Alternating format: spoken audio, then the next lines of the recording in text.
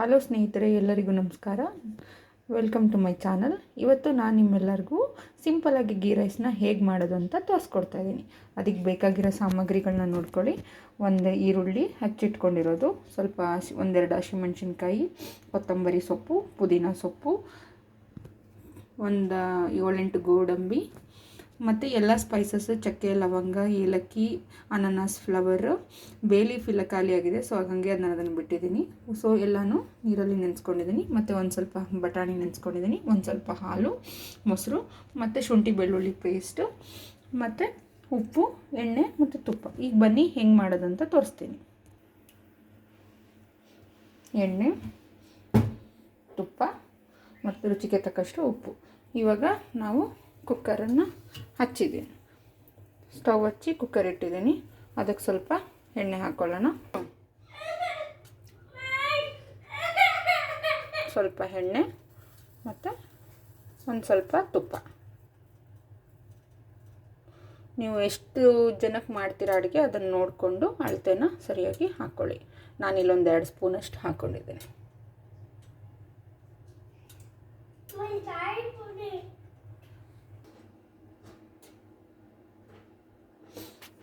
ಇಲ್ಲಿ ಕುಕ್ಕರಲ್ಲಿ ಎಣ್ಣೆ ಮತ್ತು ತುಪ್ಪ ಕಾಯ್ತಾ ಇದೆ. ಇವಾಗ ನಾನು ಅದಕ್ಕೆ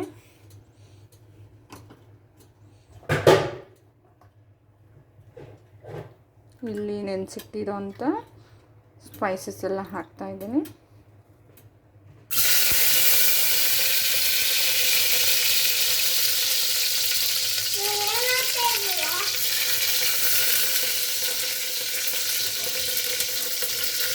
ಆಮೇಲೆ ಈರುಳ್ಳಿ, ಹಸಿಮೆಣಸಿನ್ಕಾಯಿ, ಅದನ್ನು ಸ್ವಲ್ಪ ಚೆನ್ನಾಗಿ ಬಾಡಿಸ್ಕೊತಾ ಇದ್ದೀನಿ.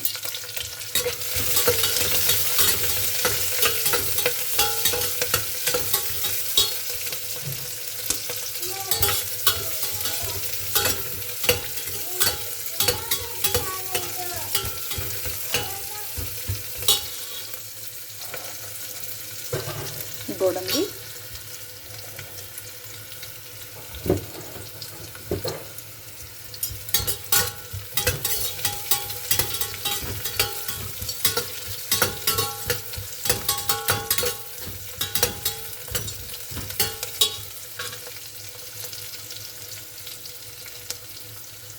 ಈಗ ಅದಕ್ಕೊಂದು ಸ್ವಲ್ಪ ನೆನೆಸಿರೋಂಥ ಬಟಾಣಿ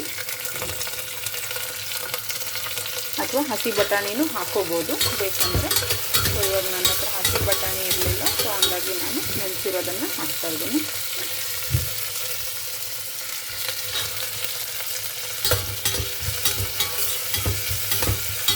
ಚೆನ್ನಾಗಿ ಫ್ರೈ ಆಗಬೇಕು. ಮೀಡಿಯಮ್ ಫ್ಲೇಮಲ್ಲಿ ಇಟ್ಕೊಂಡು ಫ್ರೈ ಮಾಡ್ಕೋಬೇಕು.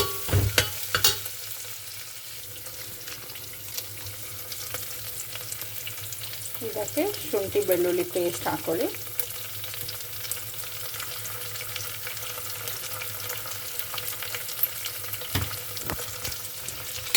ಅದನ್ನು ಚೆನ್ನಾಗಿ ಫ್ರೈ ಮಾಡ್ಕೊಳ್ಳಿ. ಅದು ಹಸಿ ವಾಸನೆ ಎಲ್ಲ ಹೋಗ್ಬೇಕಂತ.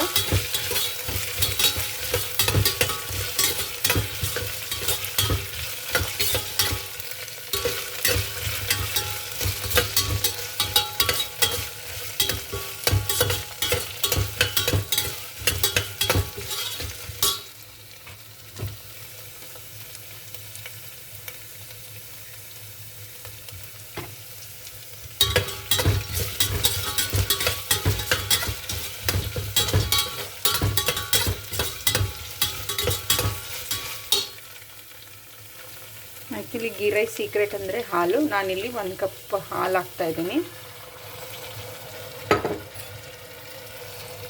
ಮತ್ತು 1 ಕಪ್ ಮೊಸರು,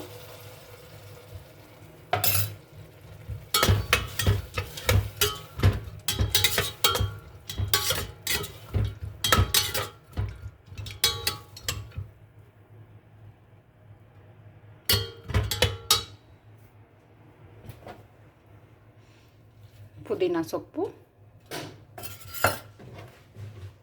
ಕೊತ್ತಂಬರಿ,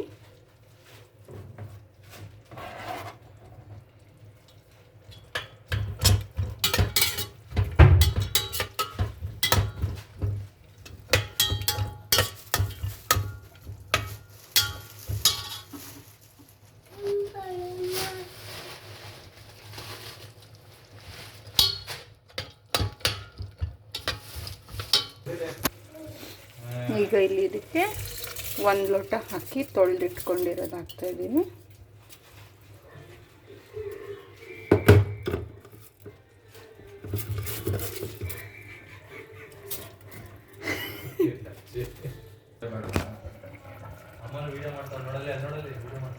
ಈಗ 1 ಗ್ಲಾಸ್ ಅಕ್ಕಿಗೆ 2 ಗ್ಲಾಸ್ ನೀರು ಹಾಕಿ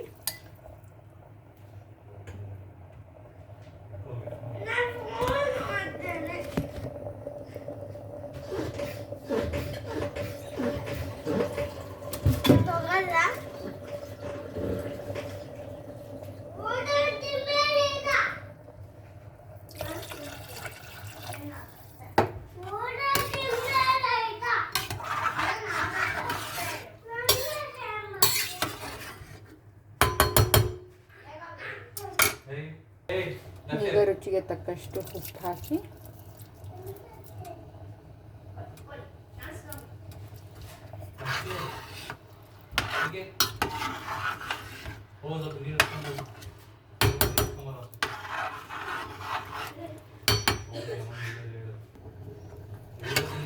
ಈಗ ಉಪ್ಪು ಹಾಕಿದ್ಮೇಲೆ ಅದೊಂದು 2 ಮರಳು ಬಂದಮೇಲೆ 2 ವಿಷಲ್ ಕೂಗಿಸಿದ್ರೆ ಗೀ ರೈಸ್ ರೆಡಿ.